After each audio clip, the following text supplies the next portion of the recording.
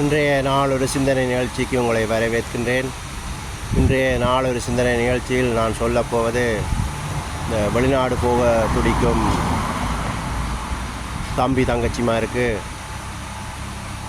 என்னென்றால் கொஞ்ச நாளைக்கு இந்த வெளிநாட்டு ஆசையை மூட்டை கட்டி கிணத்தில் போட்டு விடுங்கள். இப்போது வெளிநாடு போகிற காலமில்லை. குறைந்தது ஒரு வருடமாவது நீங்கள் அந்த ஆசையை நிறுத்திவிடுங்கள். இது காரணம் என்னென்று பார்த்தீங்கன்னு சொன்னால், உங்கள் எல்லாருக்கும் தெரியும் இஸ்ரேல் காசா பிரச்சனை.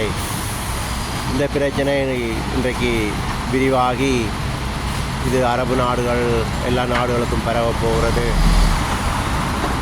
இது அணுகுண்டு கூட பாவிக்க நேரிடலாம்.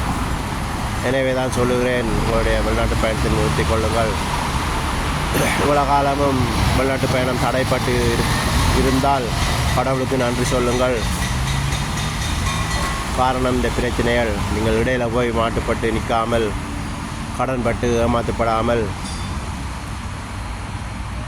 நீங்கள் அதிலிருந்து பாதுகாக்கப்பட்டதுக்கு கடவுளுக்கு நன்றி சொல்லுங்கள். இனி வரும் காலங்கள் கஷ்ட காலங்களாக இருக்கிறபடியால் கவனமாக இருங்கள். உங்களுடைய சொந்த ஊர்களிலே இருங்கள். உயிராவது மிஞ்சும். கடன்பட்டு ஏமாந்து விடாதீர்கள். நீங்கள் போய் உழைத்தால் எனக்கு தரப்போகிற இல்லை. நீங்கள் கடன்பட்டு கடனில் இருந்தால் நான் உங்களுக்கு தரப்போகிற இல்லை. உங்களுடைய காசு கவனமாக பாதுகாருங்கள்.